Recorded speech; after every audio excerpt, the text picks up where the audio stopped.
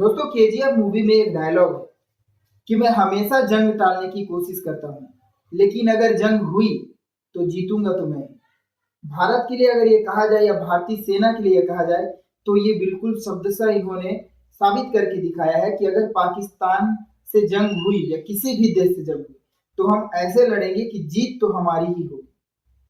काबिलियत है उन महिला जो सेना नायक है हमारे उनमें कि उन्होंने एक ऐसा चक्रव्यूह रचा कि पाकिस्तान के सारे चौखने चित्त हो गए और यहाँ पास हमने बहुत जबरदस्त एक जीत हासिल की। लेकिन ये सीज फायर क्या न्याय करता है? दोस्तों ये भारत देश गुटनिरपेक्ष देश है, यह अपने आप में किसी के अधीन नहीं है, पूरी तरह से हम संपूर्ण प्रभुत्व संपन्न देश है। लेकिन यहाँ सरपंची करने के लिए अमेरिका कहाँ से आया, इस चीज को जानना बहुत जरूरी है।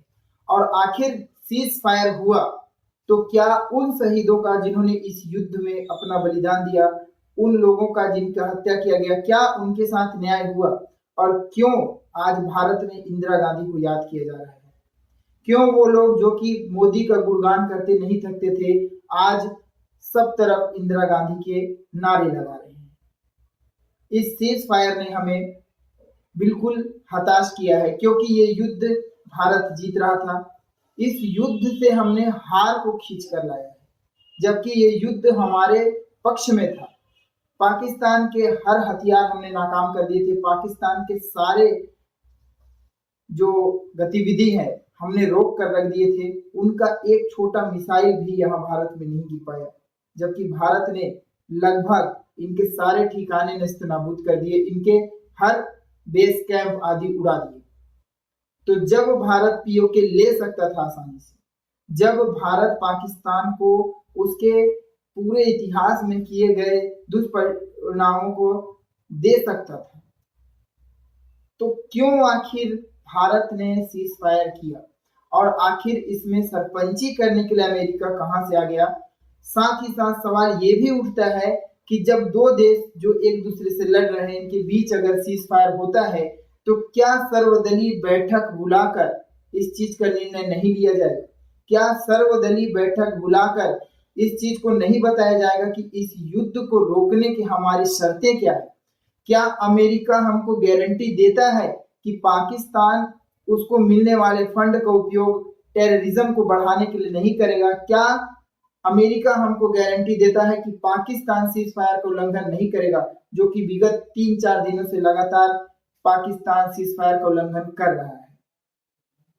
तो दोस्तों इस चीज को जानना बहुत जरूरी है कि भारत पाकिस्तान का युद्ध रुक जाना एक अच्छी बात है, लेकिन सीज फायर में आखिर कौन सा समझौता हुआ, किस बात पर सहमति बनी, इस चीज को क्या यहाँ की जनता जो कि अपने जान के जोखिम में देख रही थी, पंजाब की वो जनता, जम्मू के वो नागरिक, क्या इनको ये जानने का अधिकार है इस देश में कि अगर सीज फायर हुआ तो किस शर्त पर हुआ और क्या पाकिस्तान फिर से संसाधन जुटाकर हमला नहीं करेगा? इसकी गारंटी अमेरिका ने दी।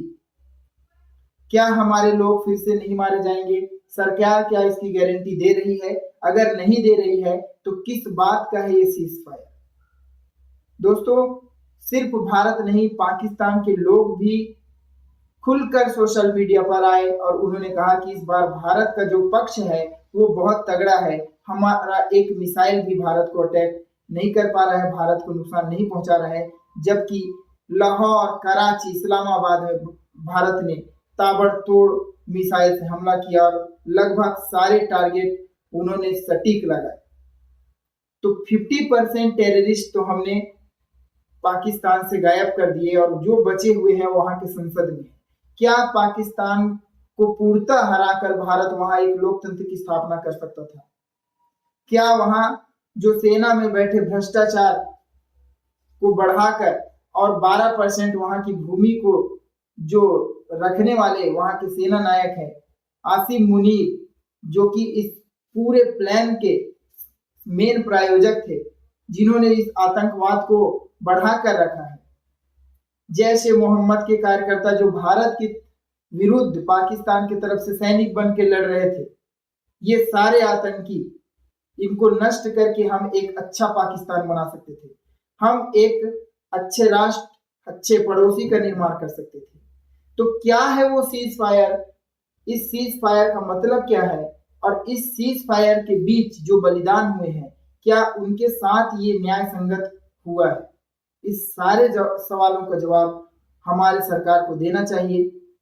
जब पूरा भारत एक था, पक्ष विपक्ष सब एक थे, और इस बार पाकिस्तान को धूल चटाने की बात की गई थी कि किसी भी स्तर पर अब हम आतंक नहीं सहेंगे और हम उस हद तक बढ़ेंगे जहां तक पाकिस्तान को बिल्कुल सुधार नहीं देते हैं। तो फिर अपने कदम रोक लेने का ये मतलब क्या है? क्या अब पाकिस्तान रुक जाएगा? क्या अब पाकिस्तान को जो फंडिंग मिलती है वो फंडिंग बंद हो जाएगी? क्या अब पाकिस्तान इस छोटे से प्रैक्टिस युद्ध के बाद अपने हथियार तेज नहीं करेगा, हर चीज का तोड़ नहीं खोजेगा? सवाल बहुत है दोस्तों। यहाँ पास हमने देखा कि किस तरह से तुर्की ने भारत के साथ गद्दारी की, चाइनीज प्रोडक्ट किस तरह नाकाम हुए। इस छोटे से युद्ध में हमने बहुत सारी चीज देखी, किस तरह देश में हिंदू मुस्लिम की एकता बढ़ी। तो क्या अब हम ये देखेंगे कि सिर्फ ट्रंप ही है हमारे ग्लोबल लीडर? कहाँ है वो बहुत बड़ा खेमा जो कहता था कि Modi ji is best leader? क्या इनको शांति का अवार्ड मिलेगा? सवाल बहुत है और जवाब शायद हमारे प्रधानमंत्री को देना चाहिए।